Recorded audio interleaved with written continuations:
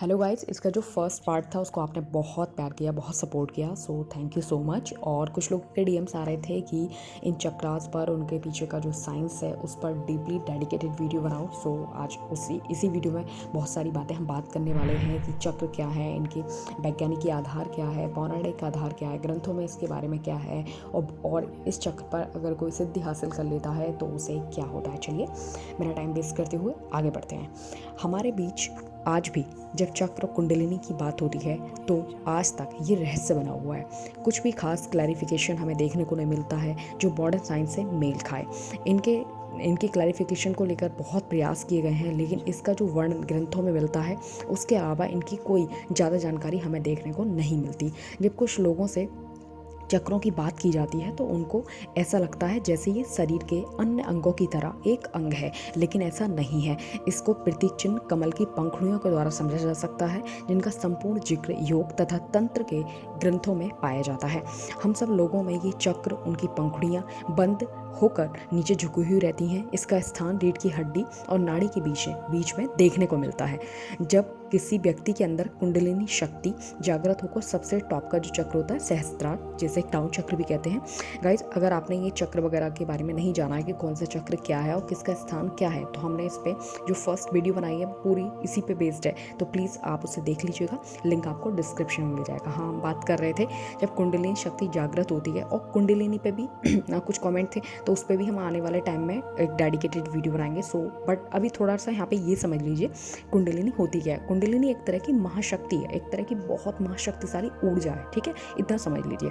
जब ये शक्ति ऊपर की ओर चढ़ती है, यानी कि नीचे के जो चक्र है उससे ऊपर की ओर चढ़ती है, तो ये कमल यानी जो चक्रों की पंखुड़ियाँ हैं वो खिल जाती हैं। ऐसा लगता है जैसे कमल खिल रहा हो, ठीक है। और बाकी आप देखेंगे जो इसके पिक्चर्स वगैरह देखेंगे तो उससे भी आपको आइडिया हो जाएगा। सबसे नीचे से स्टार्ट करते हैं, मूलधार, उसके बाद आता है स्वादिष्ठान, देन मणिपूरक, फिर अनाहत चक्र, देन विशुद्धि, देन आज्ञा चक्र, और सबसे टॉप का होता है सहस्त्रार्थ यानी कि क्राउन चक्र। सबसे पहले जिक्र करते हैं मूलाधार का। हम इस चक्र का रंग और प्रतीक ये सब बातें ऑलरेडी कर चुके हैं, लेकिन फिर भी हम शॉर्ट में इंक्लूड कर लेंगे यहाँ पे, ठीक है। आगे बढ़ते हैं। ये चक्र लाल रंग का होता है, इसमें 4 पंखुड़ियों वाला कमल होता है। इसमें 4 प्रकार की शक्तियाँ काम करती हैं, या यूँ कहें 4 प्रकार की चेतना यहाँ पे विद्यमान रहती है। यहाँ आकर नाड़ियों का मिलन होता है, वहीं मिलकर 4 प्रकार की पंखुड़ी मिलती हैं, यानी कि पंखुड़ी जो बनती हैं वो नाड़ियों के मिलने से बनती हैं। योगा शिखो उपनिषद में कहा गया है कि ये शिव का स्थान है, यही वो स्थान है जहाँ काम वासना की उत्पत्ति होती है। वैसे तो ज़्यादातर लोगों का ये चक्र सोया हुआ रहता है लेकिन जब ये चक्र जागृत हो जाता है तो सारे पाप नष्ट कर शरीर में वाइब्रेशन और नृत्य उत्पन्न कर देता है, क्योंकि उसे संपूर्ण विश्व में ब्रह्म ही नजर आता है, यानी कि भगवान शिव और ब्रह्म ये सभी नजर आते हैं उसको। ऐसा नहीं लगता कि भौतिकता बहुत ज़्यादा उसको नज़र नहीं आती। सब देवता तथा वेद इस आधार पर ही डिपेंड करते हैं। इस चक्र के पीछे हमारे मुख्य नाड़ियाँ इड़ा, पिंगला तथा सुषुम्ना का भी मिलन होता है, इसलिए इसे त्रिवेणी कहा जाता है, क्योंकि यहाँ पे 3 प्रकार की नाड़ियाँ मिल रही हैं।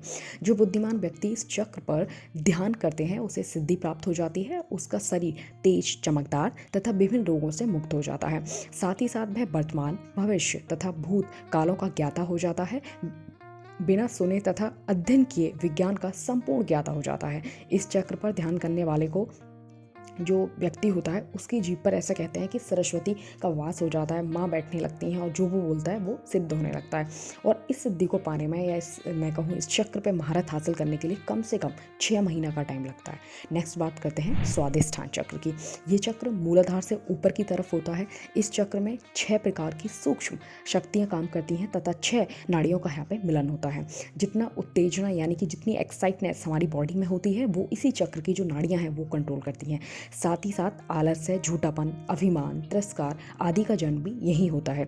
शिव संहिता के अनुसार इस चक्र पर ध्यान करने वाला व्यक्ति प्रेम का पात्र बन जाता है, रोग तथा डर आदि से मुक्त होकर संसार में भ्रमण करता है। जिस भी व्यक्ति का ये चक्र जागृत हो जाता है वह मृत्यु पर विजय पा लेता है और किसी के द्वारा नष्ट नहीं होता। नेक्स्ट बात करते हैं मणिपूरक की। ये नाभि के स्थान पर होता है। ये हमारे शरीर की शक्ति का तीसरा केंद्र माना जाता है। इसे नाभि चक्र भी कहते हैं। यहीं से बहुत सारी नाड़ियाँ निकलती हैं, बहुत सारी नाड़ियाँ यहाँ पर आके मिलती हैं। इसके अलावा यहाँ पर 10 सूक्ष्म शक्तियाँ काम करती हैं। गाइस ऐसा बताते हैं कि ये नींद, भूख, प्यास लगने वाली जो हमारे अंदर क्रियाएं होती हैं, और इसके अलावा हमारी वीरता है, प्राण शक्ति है, हमारी बॉडी की जो यंगनेस है, वो सब यही चक्र मेंटेन करता है। जब कोई बच्चा गर्भ में आता है तो उसका पालन पोषण, तरह तरह का पोषण, हर चीज़ यहीं से मेंटेन होती है, यहीं से उसको मिलता है। शिव संहिता के अनुसार जो इस चक्र पर सिद्धि पा लेता है वह सदैव सुखी रहता है तथा दुख, मृत्यु तथा रोग से छुटकारा पा जाता है। सबसे हैरानी की बात यह है, वह दूसरों के शरीर में भी प्रवेश कर सकता है, उसे सोना आदि बनाने की शक्ति आ जाती है, और साथ ही साथ जो गड़े दबी माया होती है उसको भी देख सकता है वो बैठे बैठे अपने स्थान पर, और बैठे बैठे वो दवाइयाँ भी बना सकता है, चमत्कारी औषधियाँ भी बना सकता है। जैसे कि किसी को कोई बीमारी है, हारी है, कुछ भी है, तो इस अगर उसका ये वाला चक्र जागृत है तो वो ऐसी मेडिसिन बना के दूसरों को दे सकता है, जिससे दूसरों को लगेगा वाओ क्या चमत्कार हो गया। ऐसी चीज़ें बॉडी में आ जाती हैं। नेक्स्ट हम बात कर रहे हैं अनाहत चक्र की, जो कि हृदय में होता है। इस चक्र पे 12 सूक्ष्म शक्तियाँ काम करती हैं। इसके ऊपर ध्यान करने से व्यक्ति त्रिकालदर्शी हो जाता है, यानी वो तीनों कालों को देख सकता है, उन पर विजय पा सकता है। दूसरे के शब्द सुनने की शक्ति आ जाती है, दूर से ही सोच सकता है कि दूसरा व्यक्ति कह कर है। इसके अलावा इच्छा के अनुसार वो कहीं भी भ्रमण कर सकता है, बैठे बैठे कहीं भी घूम सकता है।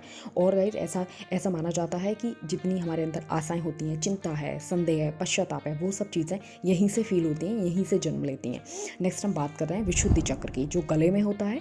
इस पर ध्यान करने वाला व्यक्ति चारों वेदों में महारत हासिल कर लेता है, महाज्ञानी हो जाता है, निरोगी हो जाता है और लंबे जीवन जीने वाला व्यक्ति बन जाता है।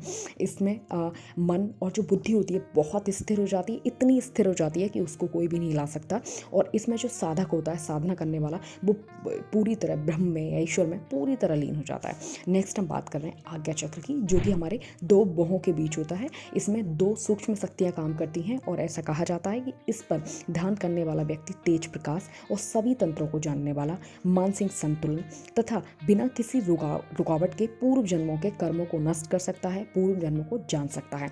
साथ ही साथ सभी प्रकार के डर, पाप तथा बंधनों से मुक्त होकर आनंद भोगता है।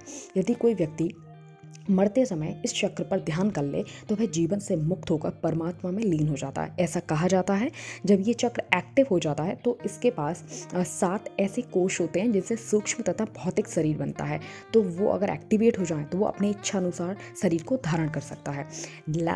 लास्ट एंड इम्पॉर्टेंट बात कर रहे हैं सहस्त्रार यानी कि ब्रह्मरंध्र की, जिसे हम क्राउन चक्रा भी कहते हैं। ये चक्र हमारे दिमाग के सबसे टॉप पे होता है। और गाइस ऐसा कहा जाता है कि ये जो चक्र है हमारी शरीर की सभी शक्तियों का केंद्र है। संपूर्ण शक्तियाँ यहाँ पे विराजमान होती हैं। और जितने भी तांत्रिक, आपने देखा होगा तांत्रिक वगैरह जो साधनाएं करते हैं, कुंडलिनी जागरण वगैरह करते हैं, उन सबका परम लक्ष्य इसी को जागृत करना होता है। ये बात याद रखिए। अगर कोई यहाँ तक पहुँच जाता है तो उसके सारे कर्म, सारे लक्ष्य विलीन हो जाते हैं, कुछ नहीं रहता है, और वो पूरी तरह समाधि की अवस्था में स्थित हो जाता है। So thank you so much. और ऐसा भी है साथ ही साथ कि वे जन्म और मरण से भी छुटकारा पा जाता है। So guys thank you so much. मिलते हैं अगले वीडियो में। और इसके अलावा अगर आपका कोई डाउट है तो कमेंट कीजिए।